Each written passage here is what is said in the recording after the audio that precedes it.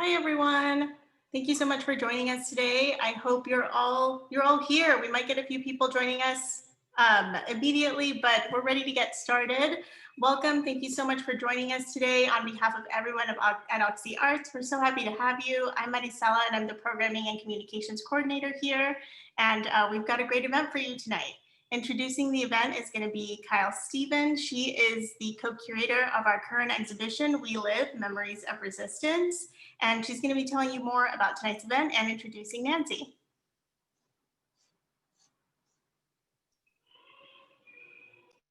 Welcome to another dimension, reinventing public art and activism with emergent technologies, an artist talk with Nancy Baker Cahill. My name's Kyle Steven, and as Maricela said, I am the co-curator of the Oxy Arts exhibition, We Live, Memories of Resistance, which explores the contemporary political stakes of historical remembrance and collective memory. The exhibition, which can be viewed in 3D walkthrough through the Oxy Arts website, features works by artists who participated in Plain Sight, an artistic intervention over the 4th of July weekend, with sky-typed poetic and impactful messages above immigrant detention facilities and other sites of historic relevance across the United States. In Plain Sight works to change cultural narratives around race, immigration, and incarceration, and supports campaigns of our organizational partners working on the ground to abolish immigrant detention and the US culture of incarceration. I encourage everyone to check out In Plain Sight on our website, which is xmap.us, to learn more about the project and our calls for action from our partners. About tonight's guest, Nancy Baker Cahill is an artist working at the intersection of fine art, new media, and activism. She is the founder and artistic director of Fourth Wall, a free augmented reality public art platform exploring resistance and inclusive creative expression. In 2019, she received an Impact Maker to Watch award at the Los Angeles City Hall and was recognized by the LA Times as one of Art's Faces of the Year. She is a featured TEDx speaker and is currently one of the 10 artist scholars in the Berggruen Institute's inaugural 2020 Transformations of the Human Fellowship. In tonight's talk, Nancy will discuss the evolution of her multidisciplinary artistic practice that engages drawing, video, augmented reality, and virtual reality, as well as her AR app and curatorial platform, Fourth Wall, which enables participants to experience art outside of traditional institutions. With this platform, she not only exhibits her own artwork, but also stages collaborative art exhibitions that use geo-locative technology to embed art in historically, politically, and culturally contested sites, often reactivating hidden or suppressed sites of violence and injustice. The platform is currently hosting the In Plain Sight Coalition, making permanent the works of the artists that participated in our national skywriting project over Independence Day, works that make visible the vast history and scale of the immigrant detention system hiding in plain sight. I'm very excited to welcome Nancy tonight because her practice of reactivating contested sites speaks to the themes of historical remembrance and collective memory engaged by the We Live exhibition. Her virtual artworks and exhibitions transform and reshape collective memory, creating another dimension to question, explore, and contest histories of slavery, racism, and inequality central to the formation of our nation and our contemporary struggle to define a future beyond white supremacy, policing, and punishment. Her provocative practice engages so many of our contemporary debates, from that of cultural monuments and the role of public art, to issues of access to our cultural institutions, to new context of embodiment and communication enabled by technology. And it provides one example of how contemporary creative practitioners might employ emergent technologies to reinvent public art and activism in this age of pandemic isolation, political uprising, and increasing surveillance. Throughout the presentation, we'll be using the chat box to provide you with links for the projects described by Nancy. Also, after her talk, please stick around for a conversation and Q&A with the audience. During the presentation, you're welcome to add questions to the Q&A box at the bottom of your screen, and we'll return to them later. Thank you, and please join me in welcoming Nancy Baker Cahill.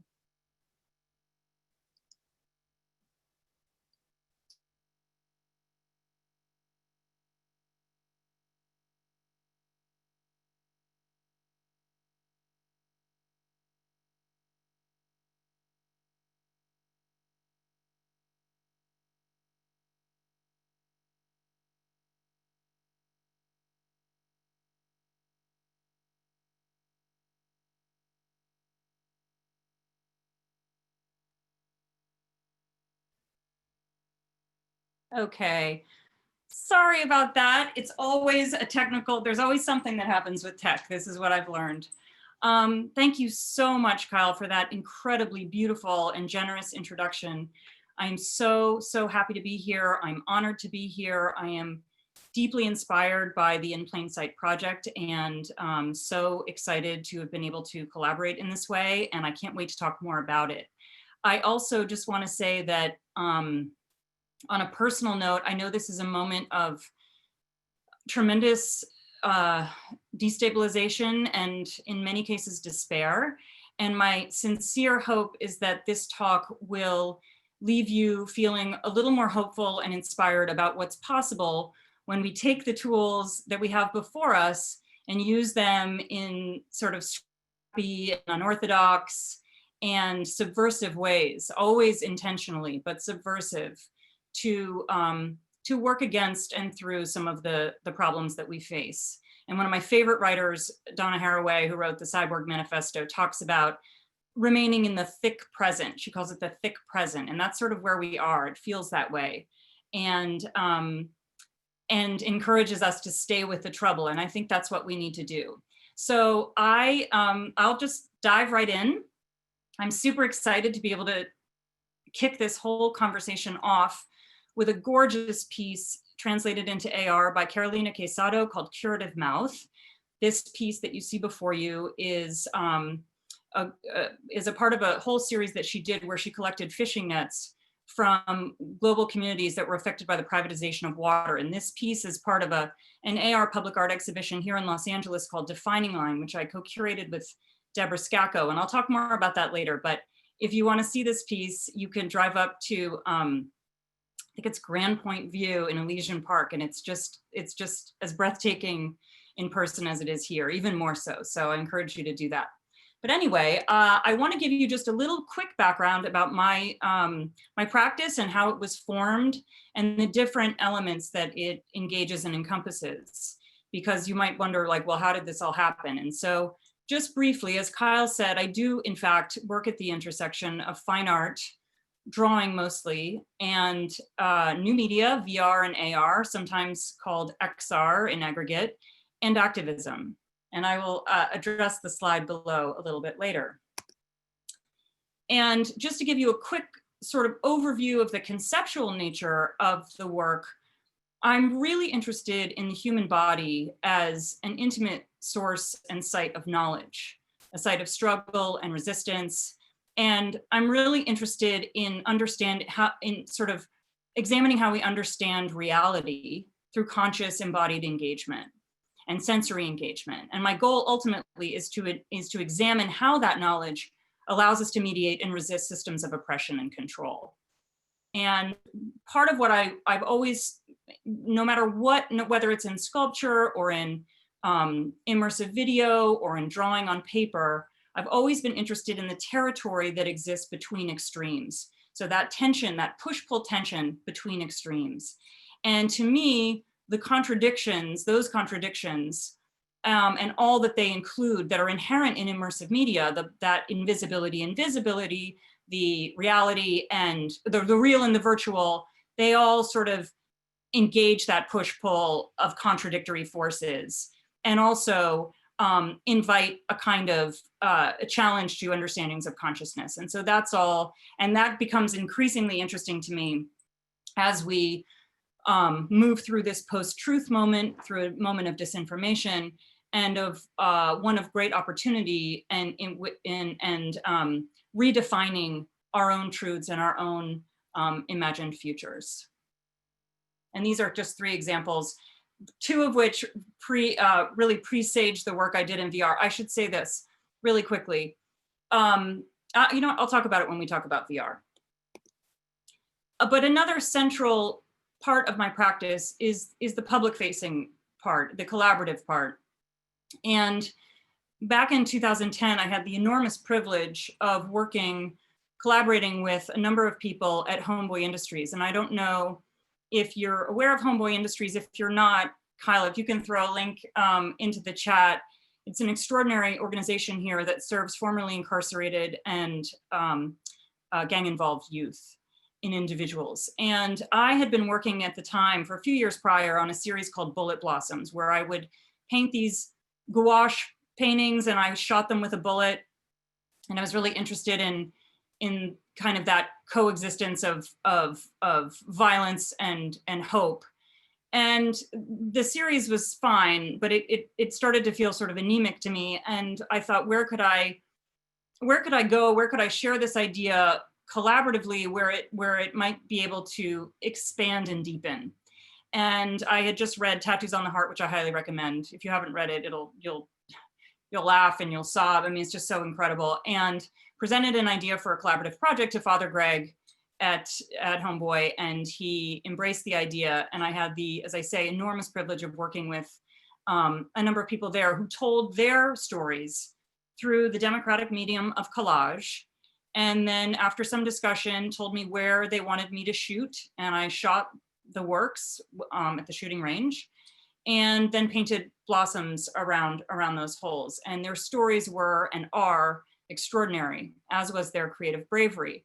And it made me think an enormous amount about access and institutions of permission and gatekeepers, and how every one of the people I worked with had an extraordinary story, and but might not feel as welcome in a traditional institution, or as welcome to express themselves, nor would they necessarily have the opportunity. So it was a deeply profound and formative experience, and really led me to believe, as I still do now, that part of the practice should be a commitment to an inclusive practice, and one that includes all kinds of voices in storytelling, a diversity of voices in storytelling. So you might notice a theme. I clearly am obsessed with these moments of kind of quiet cataclysm or rupture. And again, as I said before, drawing really is my first language. And these are just a couple of examples of my work in graphite, very simple. The drawing on the left was part of a series called Manifestos, and the drawing on the right is a drawing I did after working in VR. And I'll only briefly touch upon this, but I will say that drawing in VR and working and drawing in 360 degrees with my entire body has pretty much altered I believe it's altered my neuroanatomy. I see and perceive and represent things like mass and velocity and even space in a completely different way now. And I'm not sure there's any going back, but that's the least of my problems. So before I show you this VR, one of my earliest VR drawings, which is called Hollow Point 101, I was inspired to start drawing in VR because one of the things I've always tried to do with my work is to create an empathic and visceral response in the viewer. In other words, I've always tried to sort of connect through the body. And I had done this massive series of drawings inspired by a book on sexual assault and the way that trauma lives in the body by Susan Bryson, called Aftermath. And someone had stood in front of one of those drawings for 10 minutes in silence and finally said to me, "Your drawing, this drawing is exactly how I feel." And that really made me want to expand on that much more broadly and see how far I could push that feeling. And so after many sort of fits and starts and creative dead ends, well, they're never really dead ends. The frustration leads you somewhere else. Very respected colleague suggested that I work in VR, and it was a massive turning point for me. For anybody that has not tried it, if you have the opportunity, I think you'll find immediately that it is an otherworldly and almost ecstatic experience, at least if you're not prone to motion sickness, which is something that afflicts some people. But in any event, I started thinking about what it might feel like to put someone inside of a drawing. What would it feel like to be inside of the drawings? And how could I give that person a different type of agency and choice as to how they interact with it? Instead of sort of presenting it in this very traditional way, how could we work with that? And so what I'm showing you is actually a video capture. This isn't what happens to you in the drawing. You are free to walk through it. You can lie underneath it. You can, and it's animated. You can teleport, as far as you want away from it. You can come back into it. You can do more or less whatever you want. And this felt really important to me because I didn't want to do anything. I thought, if we're going to break boundaries here, let's break all of them. And among the other things that I found both inspiring and frustrating was that with all the ease of the drawing tools, they didn't really reflect the visual vernacular of my works on paper. And so I began to develop my own brushstrokes. And I did this with the help of my tech team at Drive Studios. They've been my partners through all of this. They're an extraordinary group, and I will continue to give them all due credit. So here's just another quick example of one of the drawings on paper, and this is sped up one of the other drawings in VR called Hollow Point 103. I will add that I drew Hollow Point 103 while I was listening obsessively to political podcasts. This was back in 2017. So one of the things that you quickly realize with VR, certainly back then, was that it was an inaccessible medium, that there was a massive barrier to entry. You needed hardware to experience it. And that felt anathema to me, to an artistic experience. And I really wanted to share this work with a broader public. And I had the enormous fortune to be commissioned by the IF Innovation Foundation and WeHo Arts to exhibit these drawings on the billboards on Sunset Boulevard and as public art. And this was sort of a revelation. We think it may have been the first time it's been done, but it was most dramatic at night. And the drawings, because they were really volumetric, they really appeared to enter and penetrate the space. And I'm fairly convinced that the good people of Beverly Hills were probably confused as to why there were apocalyptic scenes interrupting their, the ads for Ellen and Seth Meyers or whatever. But it was very exciting. And yet at the end, I still felt, well, this is great. This is amazing. But if this is what public art could be, couldn't we challenge it further? What if we could expand and challenge what that idea actually is? And who decides? Who gets to decide what public art is and how it's experienced? And so I went back to my partners at Drive and I said, I love this, but what could we do? How could we amplify this? And they said, well, we could make an app. We could do an AR app. And with that, we created the Fourth Wall app, which I will refer to now pretty much constantly. And in the app, one of the most important things to me was that it be as accessible as possible. So we made it free. And I will talk about this later, and to anybody who wants, I think that when we talk about access, you have to also acknowledge that there are any number of people who don't have access to electricity, to Wi-Fi, let alone a smartphone that is of a certain generation that supports AR. So if there were another way to present AR, and I knew what it was, I would do it. But at least then and as now, it remains the most democratic democratic means of distribution that I can find. We can get into 5G and other stuff later.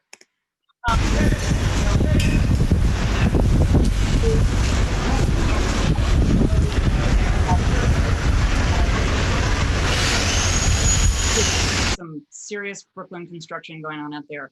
But basically, anyone using the app could tap on this portal, walk into a room that had been photogrammetried, mapped, and get up close and look at the drawings on paper. It was very, very important to me to continue to draw this connection between the work on paper, the analog work, that sort of quote fine art, and this digital practice. We also developed a teleport function because it was super important to me that if you were in any way immobilized or unable to move, if you had some sort of restrictions on your mobility, that you would be able to experience the app as anyone else would. And there was also a volumetric capture, AKA a hologram of me talking about the conceptual underpinnings of the work. And mercifully, we have taken that out. It was a very earnest talk, and if I had to hear myself speak one more time, I was going to scream.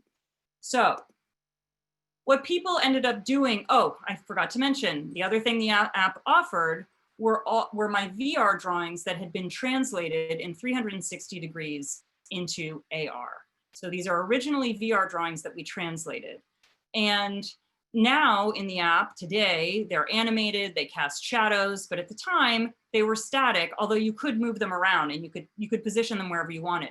And they showed up all over the world and in a crazy range of places. Like the piece you see right there under the airplane wing, that was in Malawi. There's a guy on the 5 Caribbean, LA River, all over the globe, the Thames, Angkor Wat, Morocco. And, you know, one of the most exciting and thrilling things to me was the way in which people use their imaginations, their wit, their senses of humor, anything that struck them. This is my favorite. On the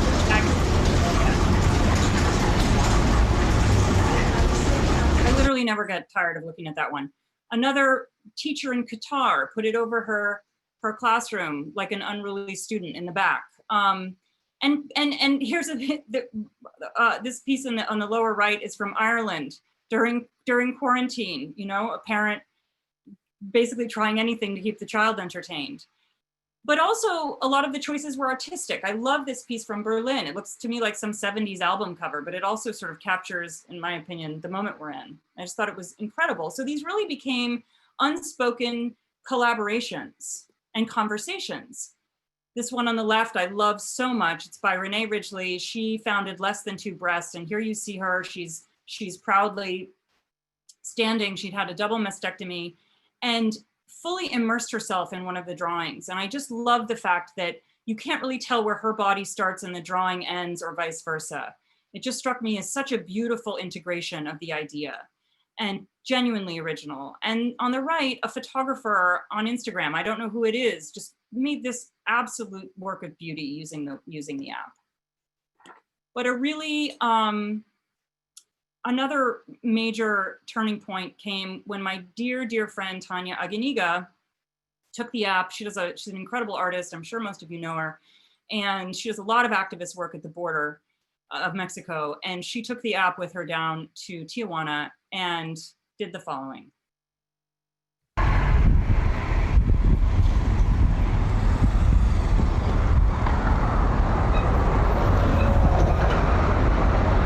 So she pulled the drawing from the United States into Mexico, underscoring that art is and always should be borderless.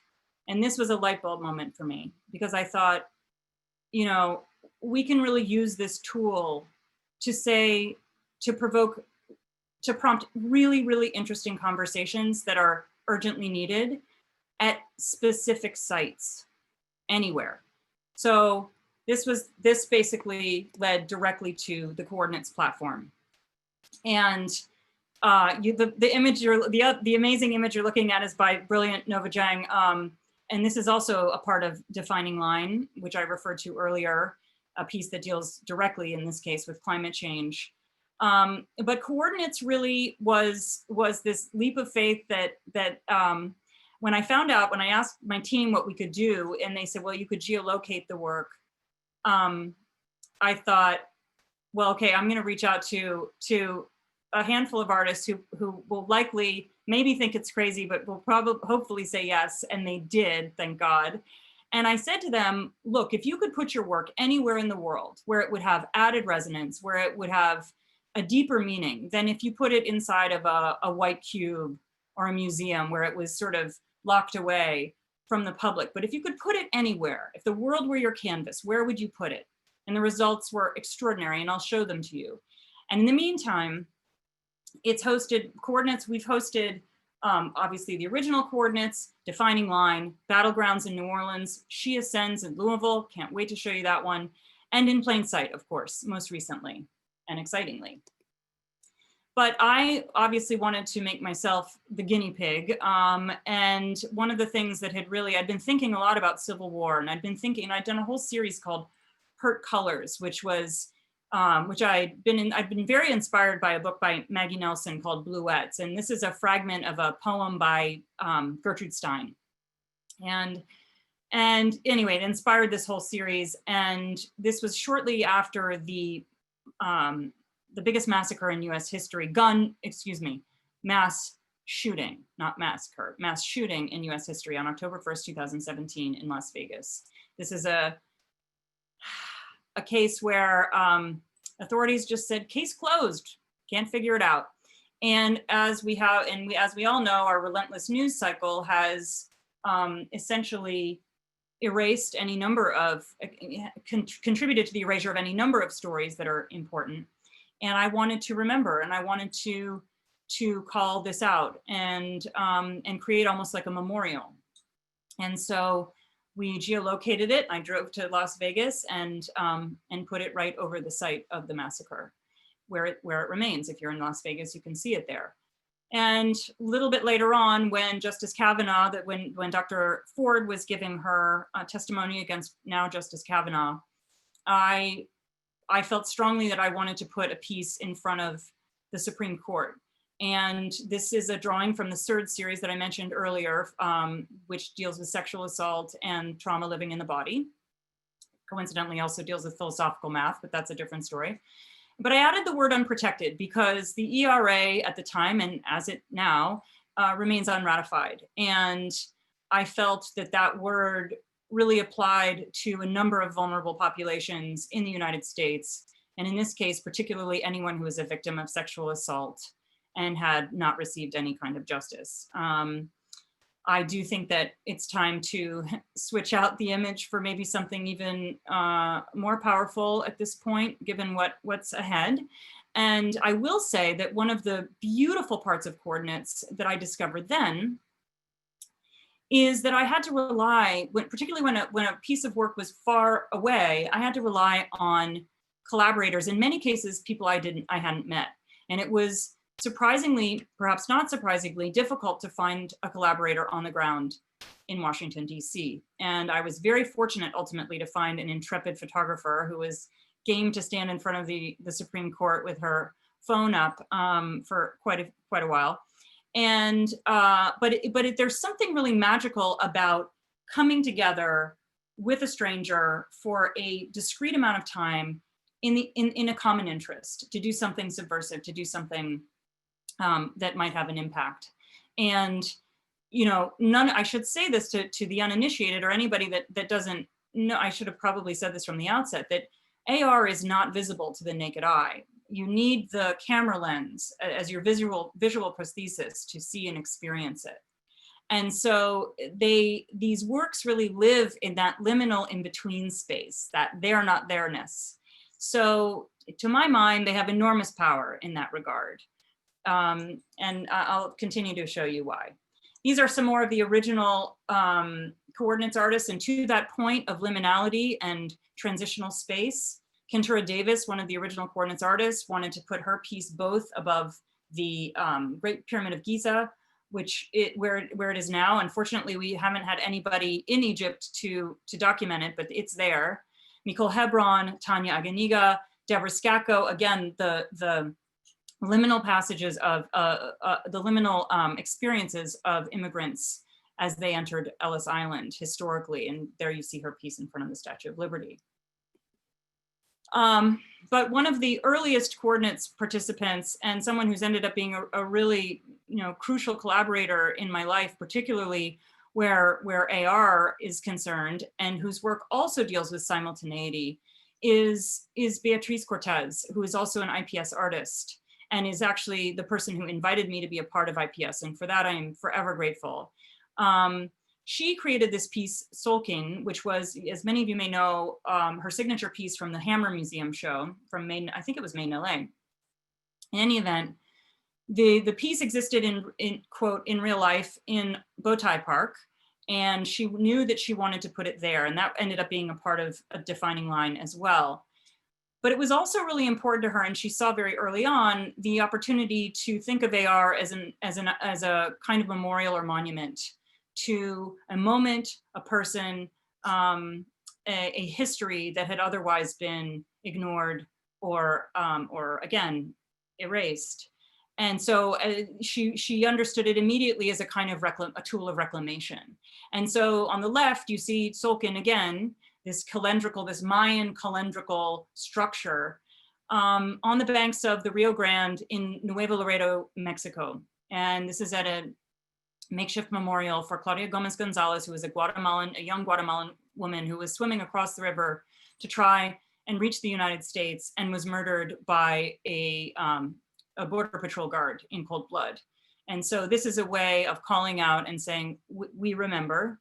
And we had to, it was the most amazing collaboration because it was me, Beatrice, this is all three-way phone conversation, me, Beatrice, and this curator in Nuevo Laredo trying to adjust this in real time. And it was just extraordinary. A few more examples, Jesus Aldamondo's piece actually featuring in Echo Park. I have to just play this. Let's get there. Oh, sorry, whoops. Featuring Raquel Gutierrez, who's one of the IPS artists as well, Michelle Asselin's daughters in front of the Capitol. This is right after the families were separated. We had no idea, of course, what was coming.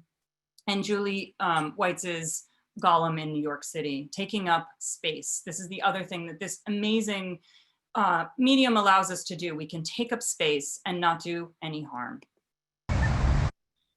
Okay, now we're coming to one of my favorite topics, which Kyle knows well, surveillance. So in 2018, I was invited to be a part of an exhibition sponsored by Durden and Ray about surveillance. And one of the things I love too about AR is that it's not just that it's a visually immersive medium, but it's also an orally immersive medium. And it felt important to me that if I was going to make a piece about surveillance, that it also includes sound. So I'm just going to play it for 1 second so you can hear it.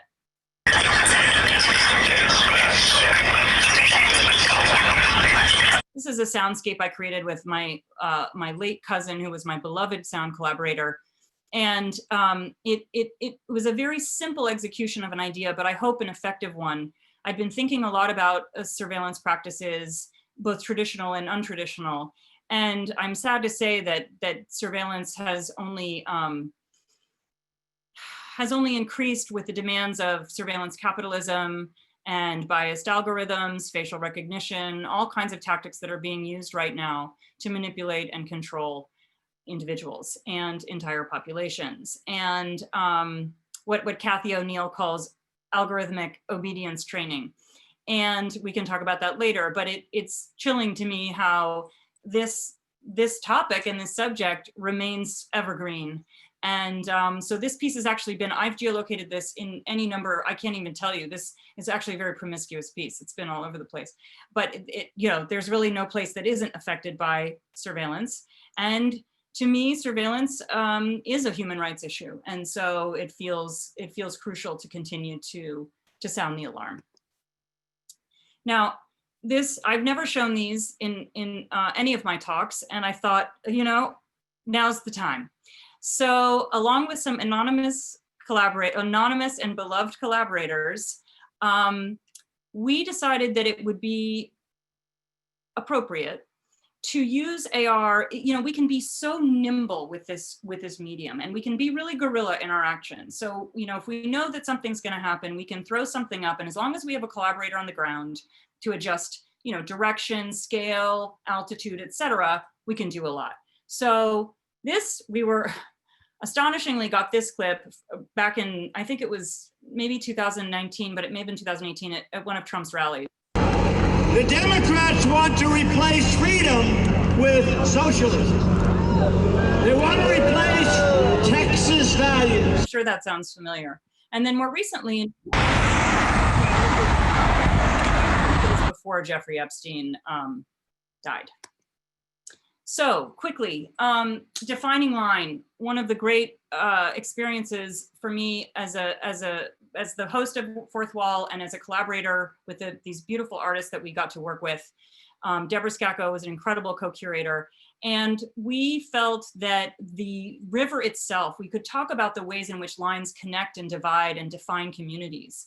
And one of the things that felt really urgent to us was that we talk about the fact that we are on Tongva land, and we had the great privilege to talk to Julia Bogany and her great-granddaughter Marissa, who are both Tongva elders. And we placed this work over the original side of the original water wheel, which is actually close to LA State Historic Park. But in this piece, you can read Tongva, you hear Marissa speaking in Tongva, and it felt again like a kind of not just a reclamation, but a kind of reminder that this is Tongva land, and that most people don't really actually know that. And in many cases here, we have Star Montana, Andrea Chung, Gala Porras Kim. We were restoring an artwork to its original site, or an image, or a symbol, or an icon. And I would just really quickly say that one of the things that's been incredibly powerful about this experience, and that I hope is true, and I know is true for In Plain Sight, is that there's something that happens when you experience a work in AR on site, and that is that it leaves a trace. So it used to be that I drove across the Hyperion Bridge to get to my studio every day, and I knew that Andrea Chung's piece was over the river. And it left, I couldn't whip out my phone without getting into a crash, right? But I knew it was there. The ghost of that message about colonialist invasion and colonizing practices, that message resonated and continued to touch me every time I drove past it. Even though I couldn't see it, I knew it was there. And that if I were on foot and I could pull out my phone, it would magically appear. And I just think that that's part of the enormous power of this work. Now, in the meantime, I was invited by Desert X to create 2 site-specific works. And I chose 2 sites, the Salton Sea and the wind farms, because I really wanted to talk about climate change and hyperobjects. And one thing I will say is that this was, again, an opportunity to really scale up, and to do so without leaving much of a trace at all. Of course, people drive there, you do have that environmental impact, but other than that, you don't. And I had talked to a lawyer at the time about space and contested space, as Kyle had referred to earlier. And she said, you know, rather than talking about site activation, why don't you talk about idea activation? Because this is a space that will be policed, it'll be monetized, it will be controlled. But what can't be controlled is a shared cultural thought space. And so I'm trying to train myself to speak more of thought activation or idea activation versus site activation for that very reason. I've probably just given away all the tricks. And I created these works in VR first. Here are just a couple of stills. Just checking my time. And here you can see, this is just playing. This is what it looked like in person. And one of the magical things that happened at this exhibition is that people would show up to the site, and many of them didn't have the right generation phone, or they hadn't downloaded it with Wi-Fi or whatever. And these spontaneous communities would form to talk about the work. And that was just incredibly thrilling. And so it was sort of the inversion of what you would have thought would happen with tech, which is sort of sit in your butt on the couch. This was the opposite of that. And again, filled me with a kind of hope for what was possible. Okay, I'm really gonna keep moving here. Battlegrounds. This is an AR exhibition, a recent one that I co-curated with Jesse Damiani. And we really had been talking a lot about contested spaces and civil war and what was a contested space. And without getting into the whole process, I really felt that it was important, again, that rather than sort of dwelling, focusing on either coast or sort of obvious places where you might do such a thing, we should invite New Orleans artists to tell their stories as well. And so they did. And I can't show you all of the works, but they are so deeply powerful and moving. This is Nick Aziz's piece, which he placed outside of Orleans Parish Prison, where he drew a direct line, a direct connection between the fast food industry, the titans of the fast food industry, and the prison industrial complex. There's so much to say about that. Slavery time. You'd never know it, but at this intersection in New Orleans, this is where the original slave pens were. And Ana Hernandez wanted to call that out. And also as a shout out to all the immigrants who had been detained. It remains an incredibly moving piece. Dawn Dideau, beautiful acid frog over the site of the disastrous Katrina, mishandled Katrina relief effort. And then this is a piece again. It's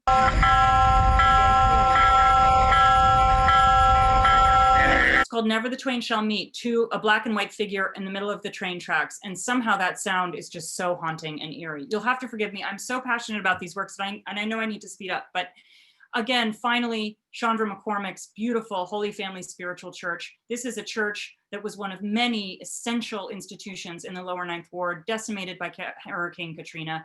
And even at the time was vilified by white churches as voodoo and black magic. And in fact, of course, it wasn't anything of the sort. These were sources of community support. They were led by all female bishops, very threatening to the status quo. And they were enormously important to the community. And as she said, you know, we need to reclaim that space, and we need to remind people that this was here, that they were here, and they mattered. Quickly, community engagement is crucial to everything that we do. And we had the most incredible day working with kids through through L9 Center for the Arts, teaching them about AR and asking them and inviting them to think about where their work would mean more to them, or might mean, you know, how they could add meaning to their work by placing it somewhere important to them. We have many exhibitions in development or currently in these cities. This is a piece I did recently. I was commissioned last year. I was commissioned by the Facebook Artist in Residency program, and to create an immersive installation. And I really felt I wanted to talk about, you know, biometric data, all the things that were taken from us and projected onto us, and the ways in which our bodies are rapidly sort of dissolving and becoming immaterial, dematerialized, I should say, and particulate in nature. And it was this incredible opportunity to not only, and all as mediated through the lens through which we see it and experience everything. And this is just, we activated the entire wall, the 40-foot wall, pieces of the body, pieces of these dancers' bodies come out and envelop the viewer. Fully immersive experience. I also created a dancer outside who was in a state of constant dissolution and coagulation. And I really wanted to put her in the center of this very male-dominated tech world, that Facebook world. Okay, that leads us to Liberty Bell, one of my most recent projects, which appears in these 6 cities. We chose each city very intentionally for its historic or cultural value, and wanted to trace a historic line down the eastern seaboard from the early colonizing and genocidal origins of the country to Selma, the site of the Voting Rights Act, the historic Voting Rights Act of 1965, given that this is an election year, given that there is voter suppression, voter intimidation. And this has been in the works for over now 18 months. I was approached by Art Production Fund in New York to create a piece for Philadelphia. And I thought a lot about what Philadelphia meant to me as a child, having spent some time there.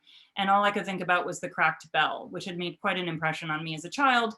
And this idea that liberty itself, the idea of liberty, is inherently broken, as experienced by most Americans and non-Americans. And I wanted to really engage that question. What does liberty mean? Liberty for whom? What does liberty even mean in a moment of radical inequality, of racialized aggression, of disinformation, of climate change, of all of these, of the detention, of the carceral system itself? You know, what does that actually mean? And surveillance. And so in each of these sites, I created a piece, obviously using the colors of the flag. And I worked with Ana Luisa Petrisco, who's just amazing. We've done some work on Desert X sound together as well, and collaborated to create a soundscape that hopefully, I'm gonna just show you a couple of examples, reflected the dissonance, the idea of a kind of a tolling bell that at first feels very lulling and maybe even soothing, and then quickly becomes arrhythmic and dissonant, to kind of mirror the metaphor of what the drawing itself was doing. So this is in Selma.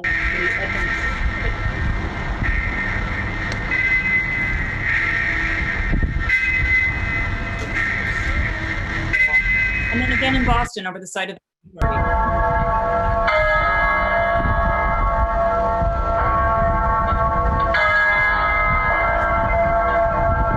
And, you know, we can talk about that as well. I mean, I could get into some of the issues around that, the Tea Party site as well. We also created a companion Liberty Bell piece in the Rockaways to deal with.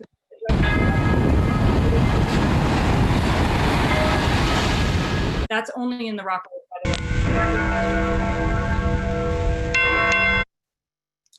On June 25th, I was invited to collaborate with 21C Hotels and Louisville artist Brianna Harlan and Alice Gray Stites, who's an amazing curator, to create and host a piece. Now, Brianna created this gorgeous monument to Breonna Taylor, and she got permission from Brianna's family to do so. to use every one of these images and to make this monument. And she engaged the brilliant poet Hannah Drake to do the soundscape. And I hope you'll have the chance to listen to it in full. It feels especially important today in the wake of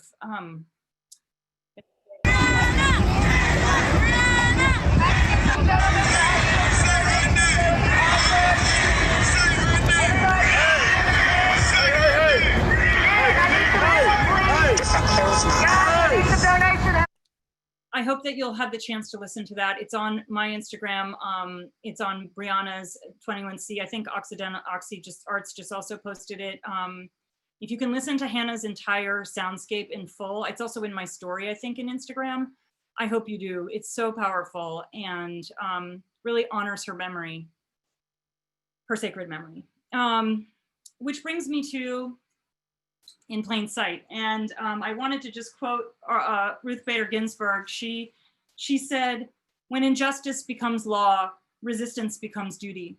And I feel this way about all of this work. And these are some examples. You probably know these well, but it was so powerful to see this skywriting in AR, where it can live, as she said, permanently, as a permanent reminder, as a means of continuing to give support to show that people are listening and they see what's going on and they are heard. Here are some more. These are all incredible. I love Chinga to Migra, I'm not gonna lie. Ice Will Melt in New Orleans. Here is Castle's piece. I wanted you to see it as a video because it's also very powerful in video form.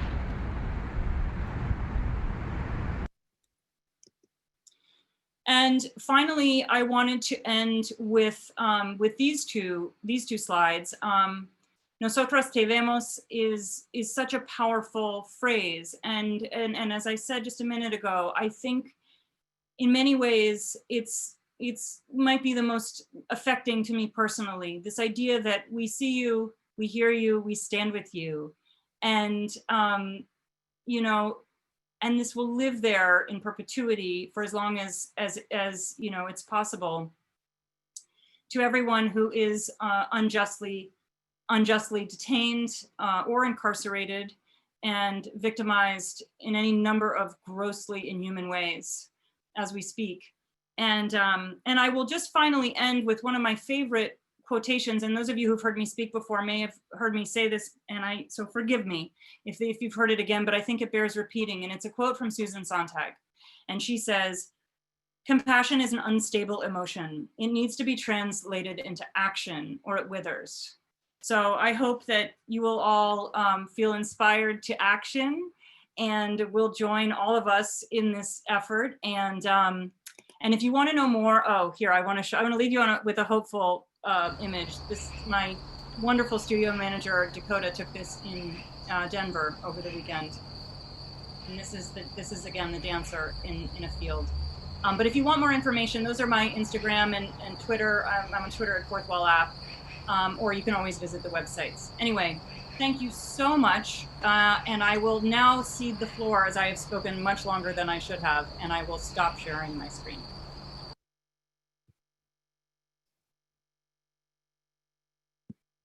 Okay.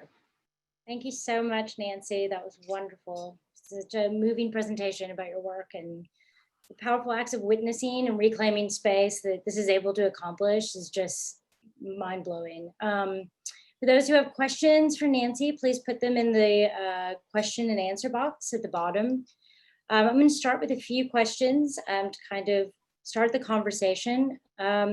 Your work has so powerfully engaged these debates around cultural monuments and collective memory, construction of history and public space. And you mentioned a little bit about the Confederate statues, and these kind of debates are going on all over the world. Can you talk a little bit more about these virtual works in public spaces and how you think of them in relation to monuments or as anti-monuments? And I'm especially interested in how you think about it in terms of immersion and embodied experience of sight, because you've mentioned several times through your talk about kind of neurological recalibration and the leaving of trace and kind of conscious embodied awareness of of the sites you're in? That's a gorgeous question, and I hope I can answer it. So if I leave something out, please remind me. I mean, to answer the latter part of your question, I think, you know, I'm really happy that the app has an element that you can bring into your space wherever you are. But I do think it's crucial in these site-specific or idea-specific sites that you stand on the ground, that you smell the air, that you hear the sounds, that itself is an immersive experience. And I was really struck by this. I mean, I've been struck by it really everywhere. I've physically been to place of work. I haven't yet done this for Liberty Bell because of quarantine, and I cannot wait to go, particularly to Charleston and Selma for obvious reasons. But like in New Orleans, one of the amazing artists had done a piece over the Bonnecary Spillway, and this is a place that the Army Corps had built, a spillway that the Army Corps had built over knowingly built over a slave graveyard. And there was something about standing in that heat and that humidity and on that sacred ground that it was almost indescribable. And experiencing the work there, you kind of literally, I hate to say this, you kind of have to be there. And that feels important to me. As far as monuments go, if part of the task is reclaiming and wresting the narrative back and teaching all histories that have been written out of the books, then this is a way to do so without, and I don't want to say without harm, because, you know, to me, you have to make some trouble, right? That's the whole thing. But it's a way of subversively claiming that space. And I'm lucky to have this platform. It's not my job to do it, you know, or my place to do it. But I love being able to offer that as an opportunity to people who know far better and whose histories really warrant exposure and resuscitation. One of the things that, you know, the exhibition tries to do is to think about this idea of returning to often erased or devalued past to imagine a more just future, and addresses some of the issues around experiences of immigrants, perhaps living in two or more realities, and being able to translate cultures and histories and technologies across those realities. And I think one of the most exciting things about augmented reality is this possibility of designing radical spatial imaginaries and these speculative spaces of possibility. And, you know, I'm thinking of like projects like the Wakanda Dream Lab that integrates like Afrofuturist storytelling with like Black liberationist and abolitionist thought. And I'm curious about your take on where you see this kind of world building happening in like the AR worlds, and if there are artists or collectives working on these kind of issues that inspire you. I mean, yeah, you said it more beautifully than I possibly could. There's this way in which the layering of realities, multiple realities, whether through multiple senses, right? And any type of immersive technology, really, that layering and that redefining of reality, along with a kind of hybridization that is really unexpected and I hope will be increasingly embraced, you know, if done intentionally and thoughtfully. You know, I think about a lot of what you're talking about I think it's coming in AR. I think right now it's really happening mostly in VR, and there are any number of there's the Hyphen Labs, and it's called neurospeculative Afrofeminism. They're doing really, really interesting work. I would recommend people look them up. Pussy Crew doing a lot with cyberfeminism, and they actually have done some work in AR. These are all people who are really pushing and expanding our ideas in a way that, you know, I know this isn't a very sexy term necessarily in the art world, but, you know, science fiction also allows us to really imagine alternate futures, and they're doing it, but in real time, and they're doing it by using sort of super meta modern and taking all these different things. Who else? I think, you know, people like Alfredo Salazar Caro, who did Demoda, the Digital Museum of Digital Art, Peter Wu, Epic Gallery, again, call back to Beatrice, who invited me to be a part of that, you know, just kind of refusing to accept what has been given and redefining storytelling as we know it. There's also Morashine, I'm probably mispronouncing her name, Morashine Aliari, who is doing also a whole different type of 3D modeling and storytelling with female and queer bodies in Middle Eastern origin. I mean, it feels to me like this kind of incredible explosion of reclamation and of reimagining. But again, most of it not yet in AR. I think, like I said, I think that's coming. Yeah. We're getting a lot of questions, so I might move on to some of the audience's questions. Rachel asked, as you wonderfully said, technologies are often both liberating tools or hold liberating potential, while they are also tools of consumption, escape, and surveillance. Could you speak to how these works and projects challenge and complicate this fine line? What agency does the public have in contesting these technologies? I'm thinking about contesting technology both in its use, but also through refusal to use or engage technological colonization. Incredible, incredible question, by the way, from a thought leader who I respect enormously, Rachel Yazbek. First of all, I would say, you know, part of what's complicated, let's just lay it out there, is that this is, for example, GPS requires location services. Now, if you've done any research at all on surveillance technologies, you know that location services is only one way you can be traced, okay? But it has real life implications for protesters, for people who are already being profiled by the police or by any rogue agency. And so it does, there is a very tricky, it's an incredibly fine line. You know, I'm trying to use this tool subversively, but in doing so, am I endangering anyone, you know, who I'm asking to come and experience it? And you know, it's a very difficult question to answer. I am currently working on a whole cybersecurity initiative that aims to really inform and educate people both in the XR community, the art community, and just generally on not only their rights, but what all of the non-consensual ways that you are being constantly mined, that you yourself are the extractive source. And in many cases are giving your data away to enrich corporations, but also in some ways endangering yourself and others. And so again, other than being, I mean, I would just recommend that people read, you know, Kathy O'Neill's book, to read Shoshana Zuboff's book, to read, oh God, what's the other really seminal one? Oh, Automating Inequality. I think, Rachel, you actually recommended that one to me. There are so many considerations that none of this is simple, none of it is uncomplicated. All of it comes with compromise. And the question is, how do we stay one step ahead? How do we do this and stay nimble? How do we do this and adapt? And how do we do it in, and how can we, you know, look at what Gen Z did with TikTok and the Tulsa rally. There are these different ways, for example, also on Instagram, lots of younger people are forming groups so that they can really thwart and defy predictive algorithms. So I think that, you know, part of it is just literally, I mean, I hate to say this, why is the burden always on us? But being wily and informed, and then just making noise. I don't really know how else to say it. Thank you.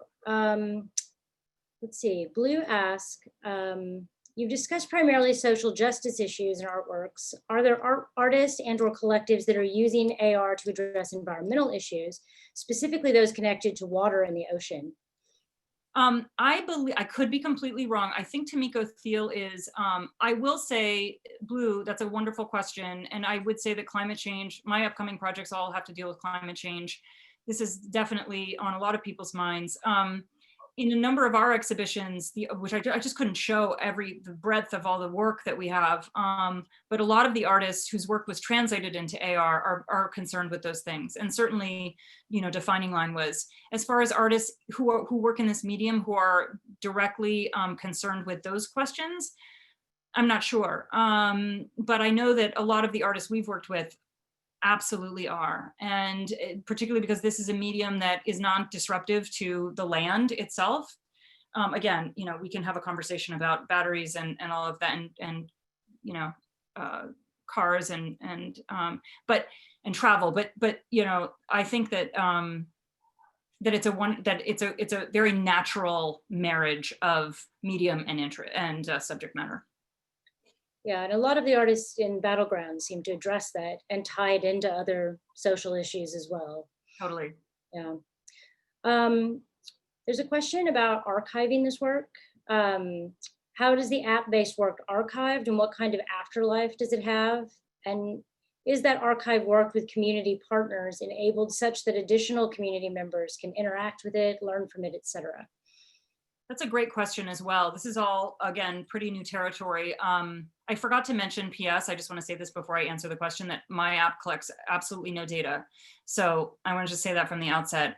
As far as archiving, I sort of think of, honestly, social media as the unspoken, ever sprawling, growing, networked, concatenated archive system. So when people share things, we can have a conversation about hashtags. I was shamed by my daughter when I originally launched the app and asked her to hashtag, you know, all her stuff because I was trying to get that going. And I was told unceremoniously that hashtags are completely not cool and not used. So without hashtags, I can't, you know, always trace as much.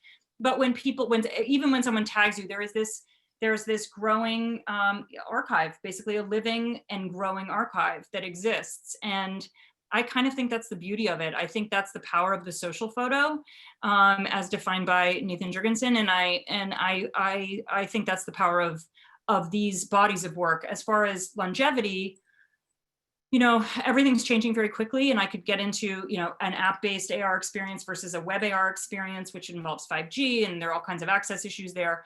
But as far as I'm concerned, unless something is really temporal, for example, a Trump rally or something like that, I will leave a work up as long as the artist wants me to. And it's not to sort of gum up the you know, that virtual space at all. But particularly as we move forward and we are forced to social distance, this isn't, you know, people will come to these things at different times and with different levels of opportunity. So it seems important, again, if we're talking about access, to make it accessible. Mm-hmm. Another question is about the promotion of the work. How do you promote the works and find audiences for them?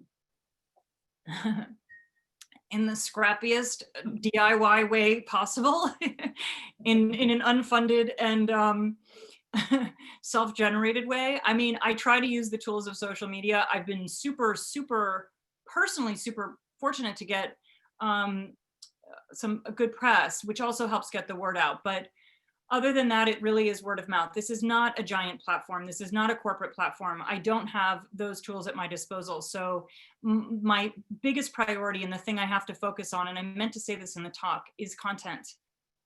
I really cannot underscore enough that this is about the ideas versus the technology. And if the ideas are good, my hope is that they will travel and that they will be communicated. Mm-hmm. Someone circling back around to your question about archiving on Instagram and the internet, asking, but don't social media sites control the data? So the social media platform is an archive, is it not in the hands of the users? I mean, look, this is part of the whole, I don't know if everyone's seen The Social Dilemma. This is a whole separate conversation. I have really strong feelings about social media platforms, one in particular, and issues of ownership and IP remain in a very murky territory. I'm not sure, and I just wrote an essay about this for the LA Review of Books. Again, to some degree, we have to work with the tools we have. If we could all share these things under the radar through, say, encrypted apps, that would be amazing, but no platform is that big. And so we have to find ways to do so, given the tools that we have.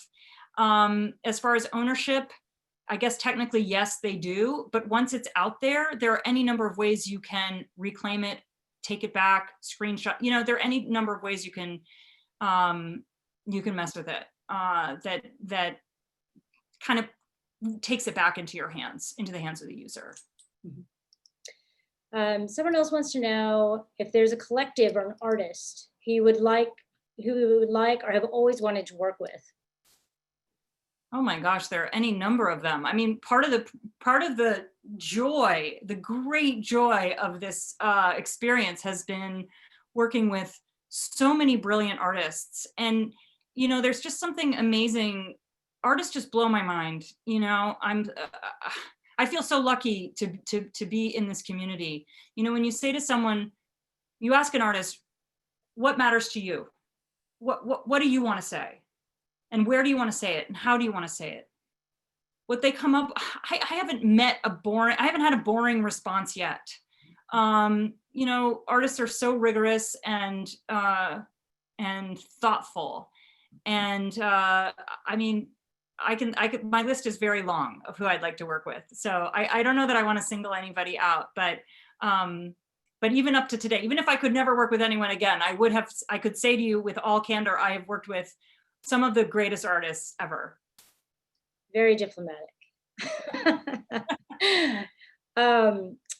Maybe we can wrap up some of the questions by talking about your future work and the fellowship you have now. What are your forthcoming projects? Well, I'm super, super excited about my fellowship with the Berggruen Institute. Without giving away too much, I will say that you know, circling back to issues around being seen, the ways in which that can be both empowering and incredibly disempowering. What does it mean in terms of interiority and exteriority? And so I have a two-part project that I'm developing right now in VR and also as wearable technology that I'm just beyond excited about. And my hope is that this project will have a far reach and implications for larger communities when it's completed, and will hopefully offer some experimental data that might be helpful moving forward. I'm also working on a couple of pieces on climate change, large-scale public artworks, and as I say, I'm very excited about doing this cybersecurity project. And I'm consulting on a few projects, and I'm also working on pulling together an exhibition on surveillance with someone who's done a lot about the surveillance of brown and black bodies, and we're currently in the ideation phase, but there's a lot going on. But they're all related to themes we have covered. So hopefully they will just push the envelope even further and challenge perception in new and consciousness in new ways. Fabulous. Well, we'll look forward to all of those. And we want to encourage folks to check out the In Plain Sight AR app. And Nancy posted a link to the site on her Fourth Wall coordinates website. So you can go there and see which AR sites for In Plain Sight are active now. We're hoping to keep building like a national directory of sorts, so you can go see all of these and really learn about the impact of the vast immigrant detention system in the US. And yeah, thank you so much, Nancy. We've enjoyed our time with you, and I'm really happy we had this opportunity to talk today. Your work is beautiful. Oh, thank you. It was such a pleasure. I'm so grateful. Thank you so much for having me. And I'm really excited to continue to expand the work with In Plain Sight and get the message out. Great. Okay. Thank you so much. Thank you, everyone. Thank you everyone for coming. Bye.